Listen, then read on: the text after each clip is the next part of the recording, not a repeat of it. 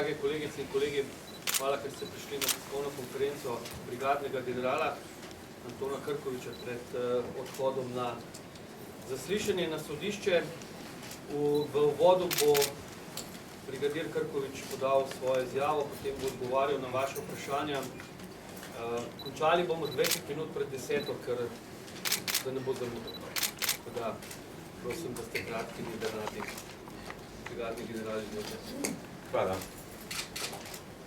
Dobar dan. Hvala, ker ste se uznali tako veliko število. Tudi naj pojasnim razlog za sklic tiskovne konference. Ta razlog temelji v izkušnji Patrije, torej procesa v zvezi s Patrijo. Ko smo se srečevali na stopnicah pred sodiščem za 20 sekund, vedno se me spraševalo, kakšne vtise imam, kaj napovedujem, kaj pričakujem. In vedno sem imel občutek vsa ta leta tistega procesa, da nikoli nisem približno uspel stvari pojasniti tako, kot bi želel. Moj namen je bil s to konferenco, oziroma je ravno to, da bi zadeve v dovoljni meri pojasnil. Tudi to prepričan sem, da ta proces nima nikakršne podlage v realnih obtožbah, v realnem sojenju, ampak ima pomembno, strateško, globoko politično ozadje, kjer je gospa, ki si je pač zadala nalogo ali pa prevzela nalogo, da bo opravila vlogo tožilke. Torej, po mojem mnenju naprtila težko breme, tako sebi kot njeni družini. Moja napoved je, da s tem, kar želi, ne bo uspela in tudi ne bodo uspeli. Tisti, ki jo vodijo, torej, vidim jo kot instrument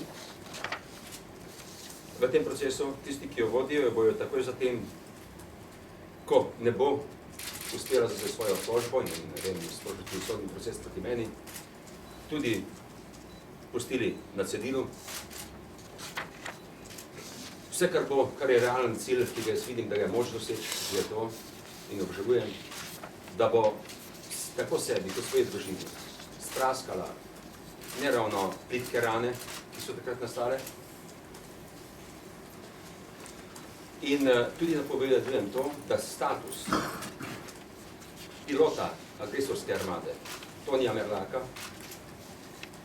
ne bo nikoli več takšen, zgodovinsko, javno, formalno, kakorkoli obrnjeno, kot je bil doslej do tega procesa.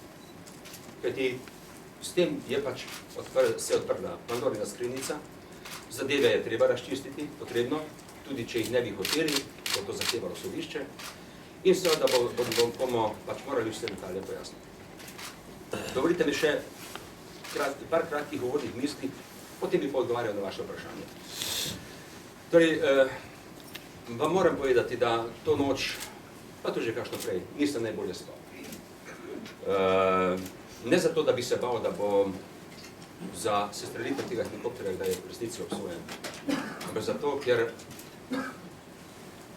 tisto, kar sem že pozabil, tudi moje rane so bile ne račun samo tega dejanja v vojni in tudi drugih, kljub temu, da nisem našel ene temne lise na svojim ravnanju, na svojih odločitvah, ampak te stvari niso prijetne. In sem stvari na nek način uspel pozabiti.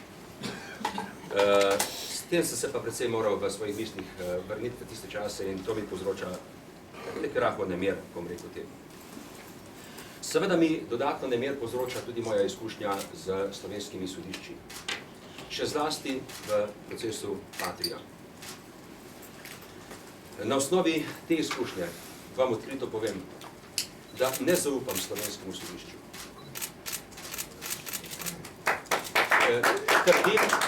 Trdim, da upravičeno. Kajti v primeru Patrija sem bil obravnavan na tem sodišču. Torej, beseda pretirano je pretirana, je minimalna, kar hoče povedati. Več kot 50 procesov sem preživel na tem sodišču. Kar se tiče moje vpletenosti, domnevne, v nekaj, kar se imenuje Patrija, je še danes v tej zadevi praktično ne vem ničesar omembe vrednega.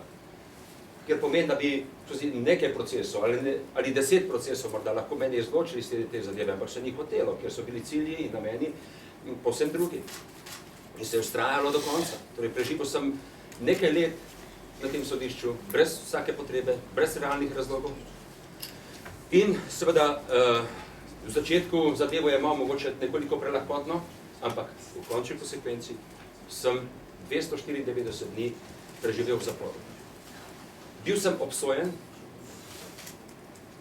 za nič. Če kdo ve zakaj, v resnici, naj mi to pove, ves čas kličem. Tako strokovno javnost, pravniško torej, kot splošno javnost, in do danes nisem slišal ene obrazložitve, ker je tudi ne more biti, jaz s tem nič preprosto nimam. Razen to, da sem seveda bil del nekih iger in vedno znova očitno jim pridem prav in gre za isto igro, ki jo vodijo skozi ramena te, jo bom kar imenoval nesrečne gospe, ki se je nadala vlogo tožilke v tem procesu. Torej, tudi danes se sprašujejo mnogi, oziroma me prepričujejo. Vse se ne more nič zgoditi. Ne verjamem. Zaradi izkušnje, ki jo imam s Patrijo. Ne verjamem. Naj še nekoliko detaljno opredelim razloge, zakaj ne verjamem. Torej, sodnica, ki bo danes opravila preiskovalni postopek z mano, je imela, tako mi razlagajo tudi pravniki, vso možnost, da bi jo na osnovi zavrnitve se strani tožilstva, torej te ovadbe in tako dalje, imela vse osnove za to, da bi predmet umaknila preprosto, ne? In ga zaključila. Ampak tega ni naredila. Sveda v javnosti se govori, jaz gospe sodnice ne poznam,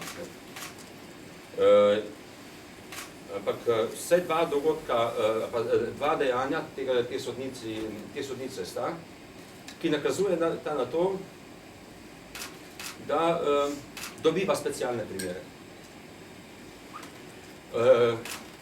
Naj izrečem eno definicijo slovenskega sodstva. Torej, jaz splošno zna rek je, da izjeme potrjujejo pravila. Jaz pa trdim, da slovensko sodstvo, torej, nas kritizirajo tiste, ki kritiziramo sodstvo. Kaj je narobe? Vsi delajo dobro, vsi splošno, večinoma primerov se rešuje korektno, celo, ne vem, pospešeno, da se zaostanki zmanjšuje in tako naprej. Jaz ne trdim, da to ni res. To je povsem možno. Ampak trdim pa še nekaj. Da gre za obraten fenomen. Da v slovenskem sodstvu pravila potrjujejo izjeme. Kako to v praksi izgleda, da ne bom ostal preveč na površini ali pa v sferi abstrakcije. Torej, že dodeljevanje primerov sodnikov. To je splošno znano, da ni potekalo v preteklosti ravno tako korektno, kot predpisi velevajo, po vrstnem redu. Težko me je prepričati danes na osnovi izkušenj, ki jih imam, da je ta sodnica moj primer dobila ravno po vrstnem redu, da je bila ona takrat na vrsti, da bi to sprejela. Jaz imam občutek, kot da ga je dobila, zato, ker ga je pač morala dobiti. In seveda za posebne primere velja, da delujejo daleč od kakšnega objektivnega sodstva. Nepristransko. Patrija je dokaz, pa še mnogi drugi. Načela v teh primerih ne veljajo in jih potem seveda želijo prekriti za vso ostalo množico drobnarij, ki so pomembne, ampak, pogledajte, samo temeljujem, dokazujem, da nisem posebno neosnovano rekel to, kar sem rekel, da pravila potrjujejo izjeme. In katere izjeme pa so izjeme? Praviloma jih vidim tam, v primerih, ki imajo politične implikacije. In to, kar se bo danes začelo, in bojim se, da se bo dogajalo še naprej, ima močno politično konotacijo in ima močno politično implikacijo. Če hočete tudi, na nek način danes začenjamo, ali pa v teh dneh, simbolno z praznovanjem, narekovajih, 25-letnice slovenske samostojnosti. vse 3 primere vidim, ki močno karakterizirajo ta začetek in nakazujejo smer praznovanja, vsebino, obliko in tako dalje. Torej, oprostitev popova. Če grem kronološko. Na slovenski sodišči. Neverjetno in na vides nemogoče. Nemogoče v Sloveniji, očitno je mogoče. Ta oseba je vojni hudodelec. Ga jaz tudi tako imenujem javno. To je človek, ki je porušil pol Radgone. Pobil je civiliste, vaše kolege. Torej, vašega kolega novinarja je ustrelilo direkten ukaz, je bil zbitralirali so. Za razliko od našega primera, ko je bil sestreljen helikopter in ne človek. Nadalje, razsodba Karadžiću. No, in danes sem jaz na vrsti. Tudi ne verjamem v slučajnost, v smislu časa, v katerem se to dogaja.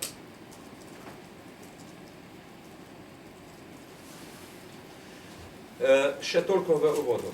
Nekdo me je danes zjutraj, ko sem vstopil v ta hotel, kjer imamo tiskovno konferenco, vprašal, kako se danes počutim, ko grem po času, ko se še žimnice na dobu niso dobro ohladile za menoj. Že zopet na tisto sodišče, ki me je tja poslalo. Približno tako sem odgovoril in dovolite mi, da to uporabim kot retorično vprašanje in vam povem to, kar mi na duši leži in želim povedati. Ne počutim se dobro. Slabo, poleg tega, kar sem že povedal, tudi zato, ker odhajam v hišo, če uporabim metaforično vojaški žargon, ki poveljuje kot vrhovni povelj. Oseba, ki je pač, recimo temu slučajno sin oficirja kontraobveščevalne službe Jugoslovanske armade, tiste armade, ki je bila agresor v času, ko sem ukazal sestrelitev helikopterja. In ne moram se znebiti občutka, da ti ljudje, ki se takrat niso uspeli maščevati, da se maščujejo zdaj.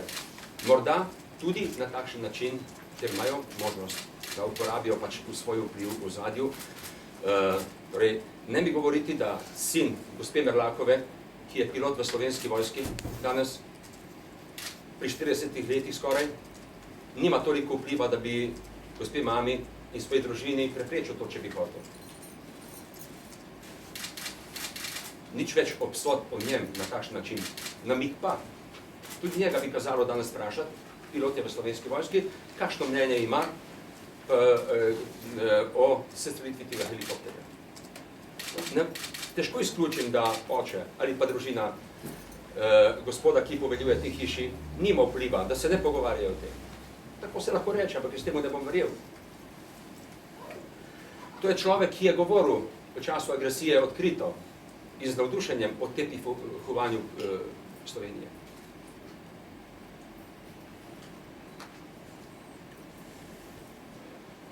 To je človek, ki se je v procesu Patria sam oklical za predsednika senata na Vrhovnem sodišču, ki je ponovno krivosodno potrdilo mojo sodbo, na račun katere sem presedel 294 dni v zaporu. In še marsikaj bi lahko našteval.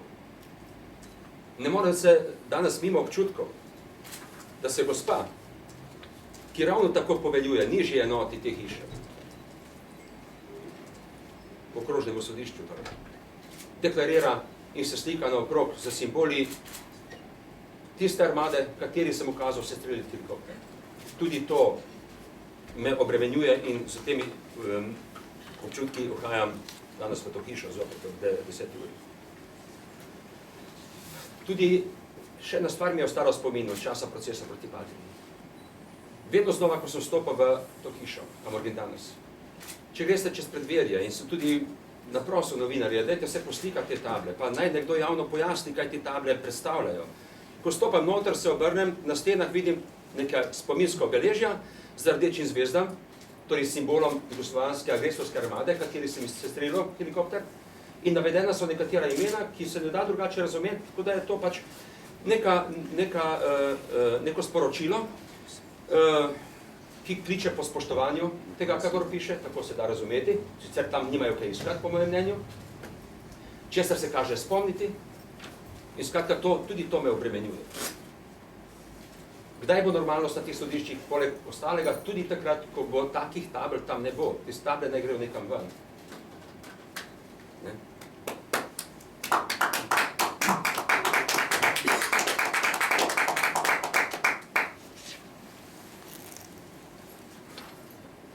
Skratka, bojim se, da je pred nami še en proces, katerega namen neposredno seveda je obtožiti Krkoviča in osamosvojitelje, kot so nas ali ste nas poimenovali skozi teh 25 let, ampak predvsem oblatiti, počrniti osamosvojitev.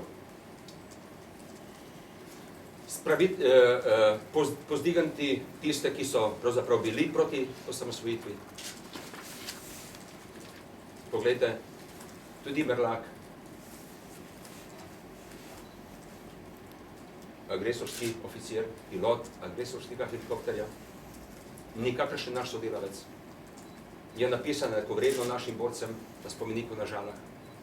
Ima svoj spomenik na mestu, kjer je bil ta helikopter sestreljen, oziroma na mestu, kjer je padel v Rožni dolini.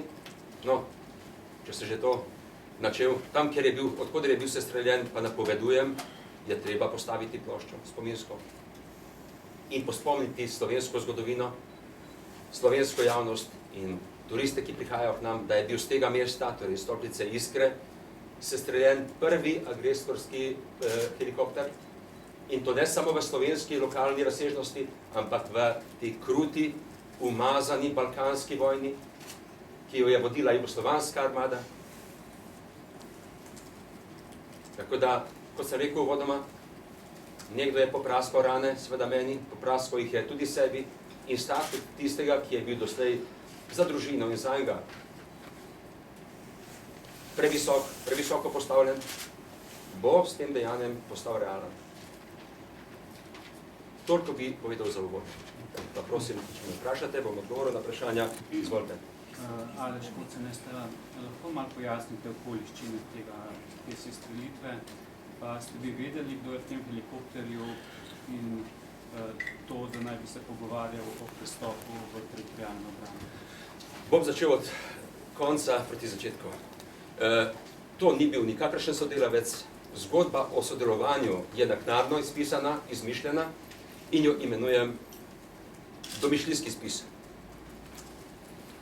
Drugi odgovor. Nisem vedel, večinoma ste tu gotovo civili in vas razumem, da si je težko morda predstavljati vojsko, relacije v vojski, še zlasti v vojnih razmerah. Ampak bom skušal biti poljuden v tem odgovoru.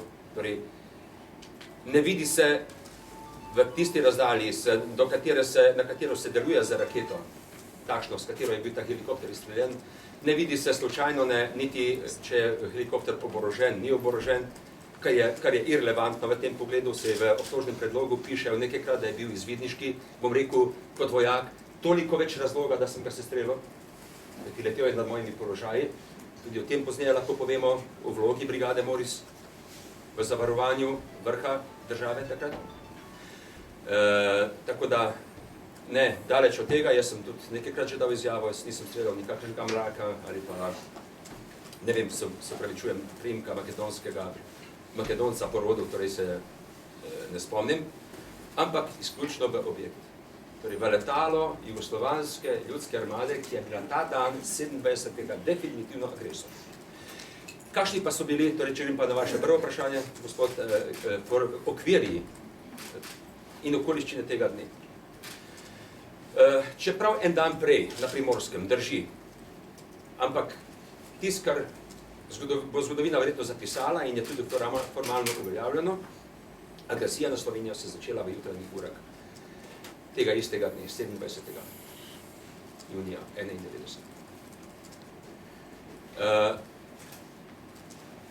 Prvi formalni okvir, ki ga moramo po mojem mnenju upoštevati, in tako bom tudi dal izpoved na sodišču, je ukaz, ki de facto pomeni vojno napoved Sloveniji. To je dokument generala Konrada Kolška. Spet, na žalost, to je žalostno, da je pilotiral agresorskemu helikopterju Slovenec, samo žalostno, druge je irrelevantno. Tudi v tem primeru gre za osebo po rodu Slovenca, bil je komandant 5. vojskovališča za sedeže v Zagrebu. In upam, da ste vzeli, ne vem, če je bilo vse dovolj, kopije, naj pa pokažem. Na začetku sem celo pripisal, je citat njegovega povelja. Na kratko samo, ker je kratko, ostalo ne bom prebral. Ta vojna napoved je bila poslana, tudi to je zanimivo in pomenljivo, gospodu Lojzetu Peterletu kot predsedniku vlade in ne Milanu Kučanu kot predsedniku predsedstva, ki je bil tako vrhovni poveljnik vojske in tista oseba, ki bi bila pristojna za sprejeti takšno vojno napoved. Skratka, bilo je poslano Lojzetu Peterletu 27.6. ob 27 minut.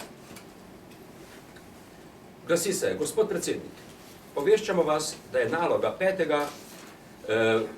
vojnega območja, da prevzame vse mejne prehode in zavaruje državno mejo Socialistične federativne republike Jugoslavije. Računamo na sodelovanje vseh organov in prebivalcev Republike Slovenije. Nalogo bomo brezpogojno izvršili, kar pomeni, da bomo postopali tudi po pravilih bojne uporabe enot. To je učen strokovni jezik, ampak po domače to pomeni, tisti, ki se potem upiral, ga bomo ustrelili. To so tudi počeli. In delovali torej, po principih bojnega delovanja enot. In še četrti del tega, vsak odpor bo zlomljen. Za posledice pa bodo odgovarjali naredbodajalci in izvršitelji. General JNA, Konrad Kolšek. To je prvi, tu se začne zgodba. In ker v obtožnem predlogu govorijo, da vojne ni bilo, bi jih rad samo spomnil, ta štab, ki pomaga v narekovajih te nesrečni gospe sestavljati obtožne predloge. Ne živimo več v letu 1914, da se napišejo nekaj mesecev prej vojne napovedi, izvršimo vse možne logistike in, ne vem, strateške operativne premike in potem nekega dne iz jarka v jark začnemo s streljanjem. Danes se pač vojne začnejo drugače in tako, sicer po teoremu imajo vojne kameleonski značaj, jih ni prav primerjati. Slovenska je pač bila takšna, da je sicer njeno trajanje vojne veliko daljše od teh 10 dni, ko se je hotelo pripisovati 7 Hoček, kot pomanjševalnica in poniževalnica pripisovati. Začelo se je z razorožitvijo Slovenije leta 90 in končalo se je z izgonom, ne odhodom jugoslovanske armade iz Kopra. To je njen spekter trajanja. Tu pa gre za pač neko obliko vidnega dela, ki se je začelo in je bilo formalno pospremljeno z dokumentom, ki ga je Kolšek poslal Peterletu. To je vojna napoved. Naj dokažejo, če dobišti, da je tako. Drugi del tega formalnega okvirja. Ob 7. uri zjutraj istega dne se je sestalo predsedstvo. Pristojni organ v razširjeni sestavi, seveda, ker so bili pristojni ministri prisotni, mislim, da predsednik vlade, zadeva je opisana. In da je bila vojna, je potrditev v sklepu, se mi zdi, da je odredba, se imenuje, številka strogo zaupno, 800 pomišljaje 03 pomišljaje 1891, ob 7. uri zjutraj pa je bila seja tega predsedstva, kjer so formalno ugotovili, da je izvršena agresija na Republiko Slovenijo. In tretji del. V obtožnici se me obremenjuje, da sem deloval samovoljno, izven okvirja takratnega sistema vodanja in poveljevanja, katerega glava je bil Republiški štab teritorialne obrambe na čelu z generalom Slaparjem. To ni res. In tudi v tej kopiji, ki sem vam jo dal, prosim si pogledajte, ukaz je tudi tako kratek, da ga bom prebral, ker je pomemben del formalnega okvirja. General Slapar je nemudoma po tej seji na predsedstvu ukazal naslednje. Prvič, z odločnim bojnim delovanjem, s težiščem na dejstvovanju po oklepnih enotah in drugih sredstvih tehnike, zagotoviti realizacijo načrtovanih nalog. Z uporabo razpoložljivih borbenih sredstev zagotoviti varovanje objektov, meje, komunikacij, preprečevati manevre JNA. Aktivnosti uskladiti s koordinacijsko skupino, pripravite enote za aktiviranje načrta nabava in četrta točka, realizacijo teh nalog zagotovite takoj in o ukrepih seveda obveščajte. Tu sem dolžan pojasniti vlogo brigade Moris, kateri sem poveljeval, primarna naloga te brigade. Bilo je še veliko drugih. Veliko ad hoc, pa to so okoliščine iz tega časa, tako je bilo treba.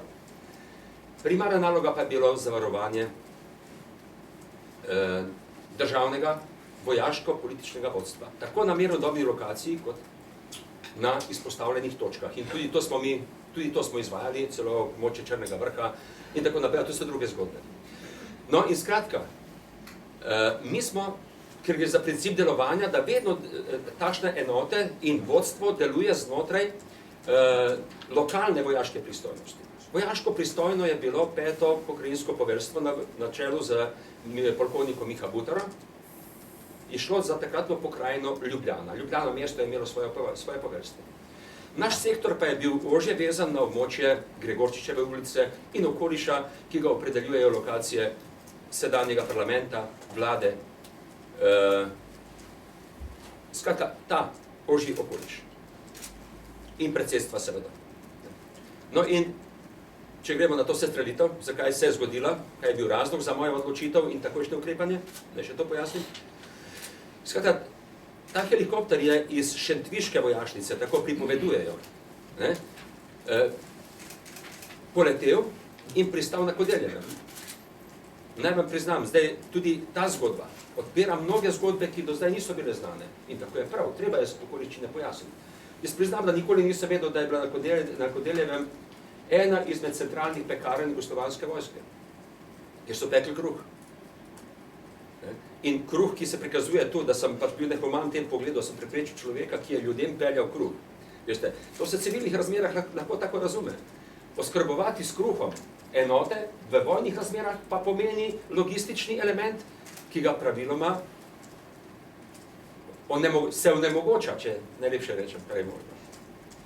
Ampak ni bil razlog v temu. Razlog je bil drug. Tisti pravi, za katerega sem se od trenutka, ko sem dobil informacijo in do sestrelitve pač moral odločiti. V tem, da je nadletel položaje, da je prišel v bližino, odkoder smo iz položajev brigade Moris, ki jih je bilo kar nekaj v tem okolišu, pač z ustreznim orožjem delovali. Ta razdalja ni 10 km. To je kratkodometno orožje protletalsko. Skratka, prišel je v bližino, odkoder je po nalogi izvidoval te položaje. Sicer ni imel razlogov za preletavanje v tem sektorju. No, ko sem rekel, da danes se mnoge zgodbe odpirajo, o katerih nismo niti dovolj razpravljali. Jaz se vprašam, kako je lahko nemoteno, na to vprašanje bi vam predlagal, dajte postaviti polkovniku Butari. Kako je ta helikopter in še dva pred njim nemoteno preletel sektor od, recimo, Šentvida do Kodeljevega? Da ga nišče pri tem ne uveral. No, govori se tudi o tem, da je bil naš sodelavec in da je imel namen tik pred zdajci, da bi prebegnil k nam. Ja, danes se marsikera rešitev kaže čisto enostavno, ne vem, če je bila takrat kaj težja. Ko je pristal, to je zelo preprosto, pristal na Kodeljevem. Ja, jaz mislim, da bi najlažje bilo, da je zaklenil tisti helikopter, ga pustil nam, pa pobegnil v Rožnik. Pa nekam prišel v naše vrste. Skratka, ali pa pristal na kakšni avtocesti. Ali pa poletel v smeri toka Save in se spustil na neko območje, kjer ne bi bilo nikakršnega ogrožanja za njegov let. Ali še mnoge druge variante ubral, če bi bil to resen namen. Ampak to ni bilo res. Merlak je bil pilot agresorskega helikopterja.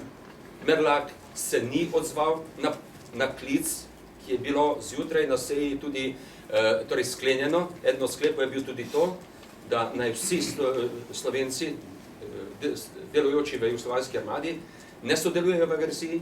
Poziv je bil tudi davno prej za prestop. Torej, ta zgodba je izmišljena z namenom in nič drugega.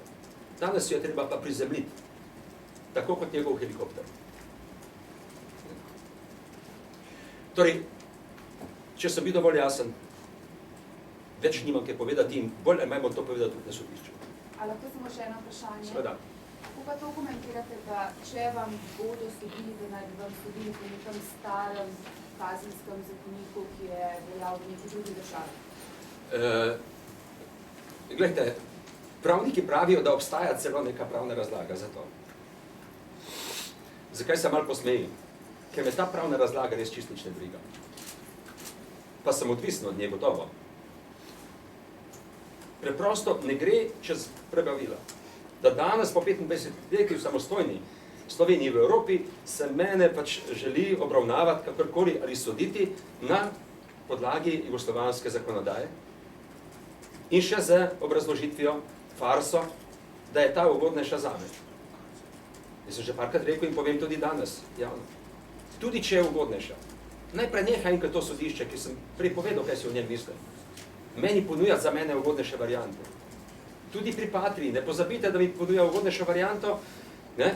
Ker sta bili dve možnosti, če se malo spomnimo, da bi po eni seveda se podaljšalo 2 leti in bi prišli zadevi na čisto. Jaz sem celo velikodušno ponudil, da jim dajem 10 let, če želijo, da bi mi kaj dokazali, pa vem, da mi nikoli ne bodo, ker nisem ničesar na stvoru. A seveda ne, so mi takoj zatem šli z obrazložitvijo, ne?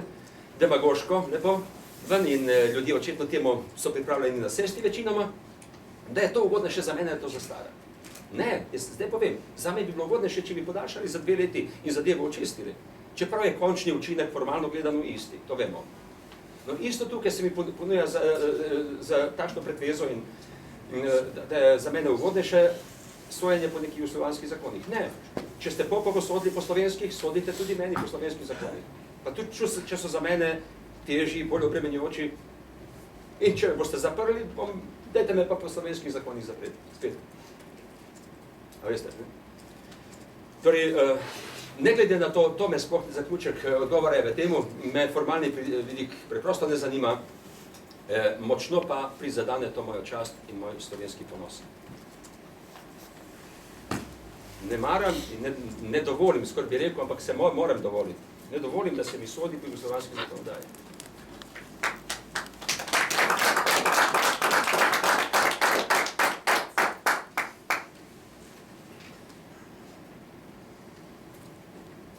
Mogoče veste, bo danes še to zaslišan? Ne vem. Navedenih je kar nekaj oseb, tudi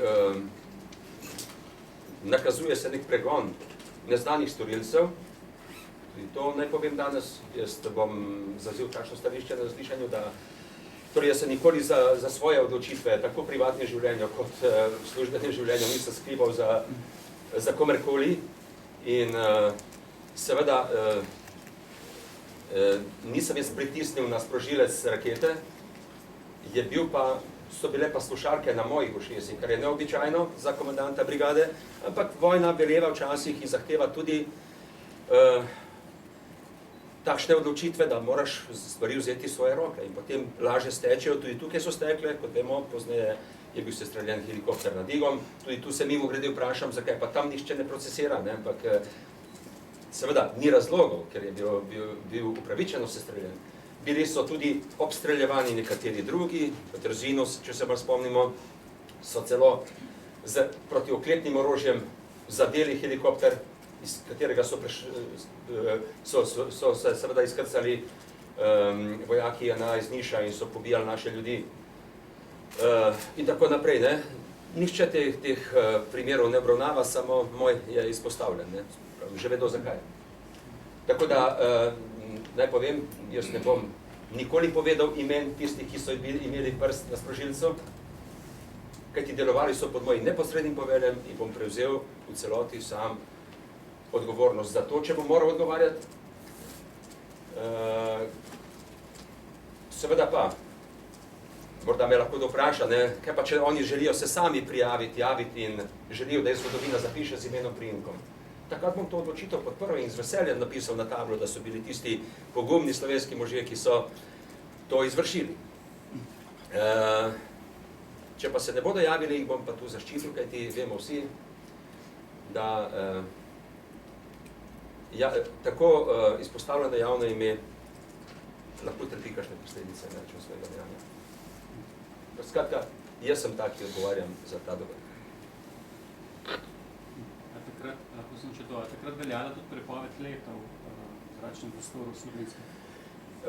Zdaj ne vem, za eksplicitno prepoved, tekst, ki bi vseboval, ne, prepovedujemo lete, ampak iz dokumentacije, ki sem jo do zdaj prebral, ki je tako kratko in jedrnato napisana, je povsem jasno, da malo črn humor pa naj bo, ne, ja, jaz, če vi želite leteti, če hočete samomor delati, ne, vam iz tega ne bom prepovedoval, ne, bi rekel, ne, potem letite, ampak morate vedeti, da je vojna in da se deluje, kot je napisal Kolšek, da se bo delovalo po principih bojnega delovanja. No in jaz sem seveda deloval po principih bojnega delovanja, jasno za oporo na vojno-pravni okvir tistega časa moje države. To pa je bila že kar en dober dan samostojna Slovenija, ne pa Jugoslavija.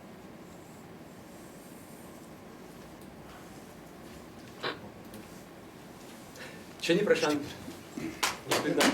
čas je nekako iztekel.